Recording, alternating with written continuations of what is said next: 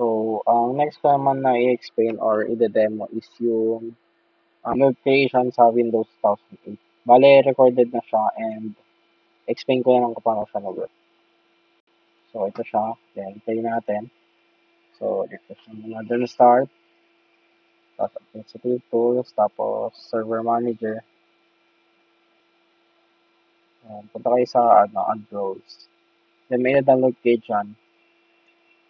Yun, application server. Then, add required features. Tapos, yung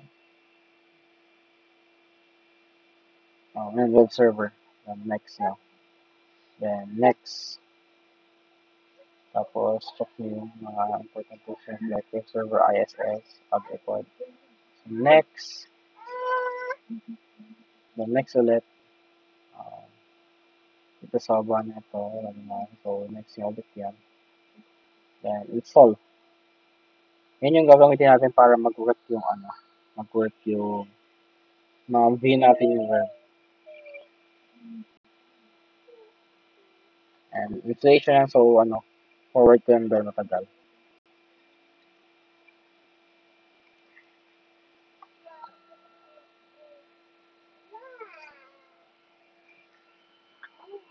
So, yan, installed na. So, click natin yung close. Then, close nyo na rin to. Then, administrative tools.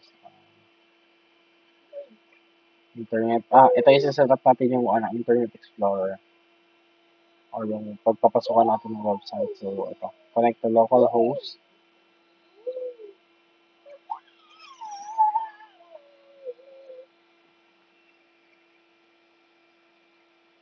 Check nyo yung plus icon. Then, yung sites. Create tayo ng site dyan natin. So, ito yung browse.at HTTP. Connecting siya.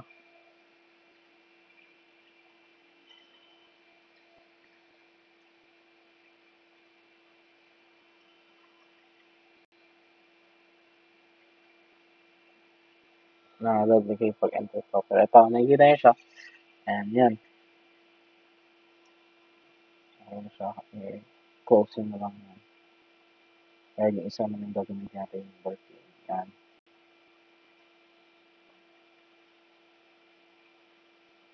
Yan. Tapos, ang next part naman is kung tayo sa start then sa files pala. Local disk, Windows, and Innetpub pala. Yung www ito sa ito. New. Gagawa tayo ng folder. Ito yung ilalagay natin sa server. Lagyan natin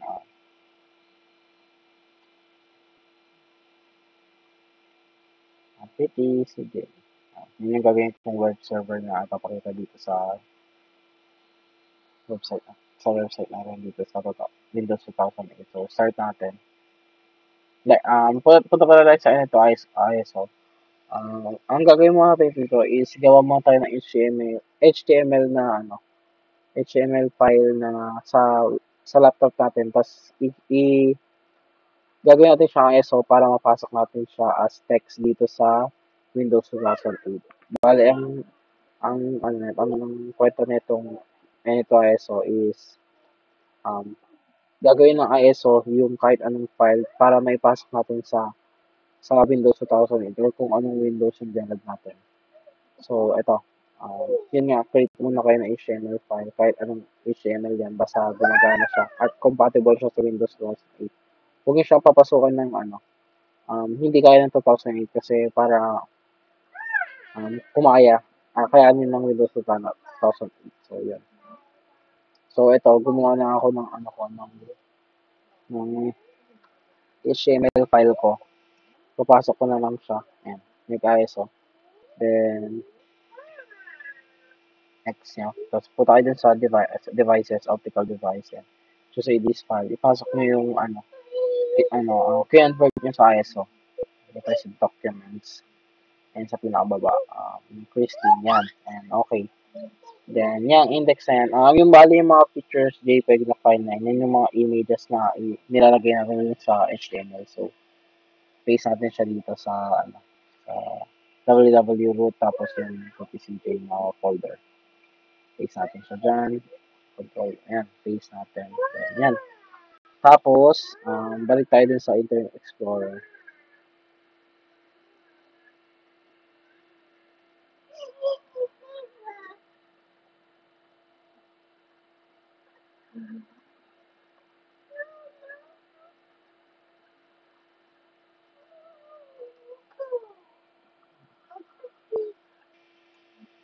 Internet Explorer. So, yan, may error. So, is natin yan. Open tayo ng bagong Explorer. Maximize lang natin. Then, i-create tayo ng dito, ng site. Kaya yung plus icon. Site. So, create tayo. Default website. Create tayo ng sa atin.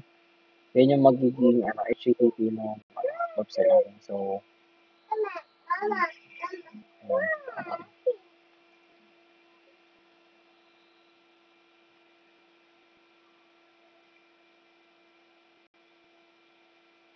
Topic is, tapos,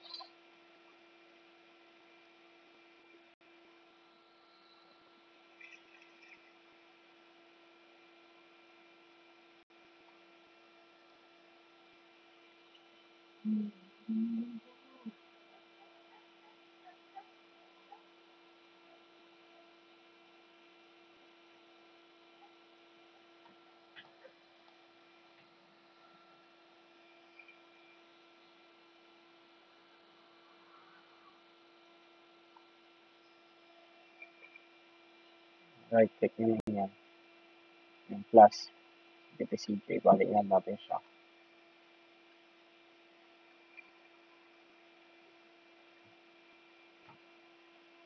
Add new website. Yun yung sabi kong mag-add tayo ng bagong website. Yan, tapos yung site name, tapos yung physical path natin, ipapasok yung file na ginawa natin. Bali, ipapasok kami sa dyan. Yung localdisk, netpub, www root, tapos yung file, HTML file, yan, okay. Then, okay nyo na yan. Hostname, TUPP, campus.com. Yan yung isa-search natin sa, sa tawag dito sa Internet Explorer. So, yan, okay na. Then, pwede nyo i-click yun yung browse web. Ito, browse website.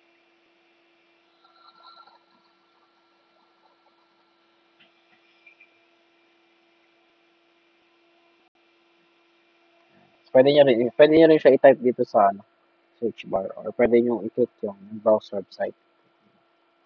So, yan. Click nyo to.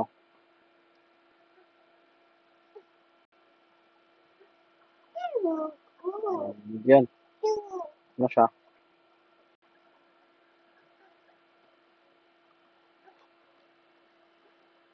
And magulo siya. So, meron ako inayos na file. So, fix natin to. Papakita ko.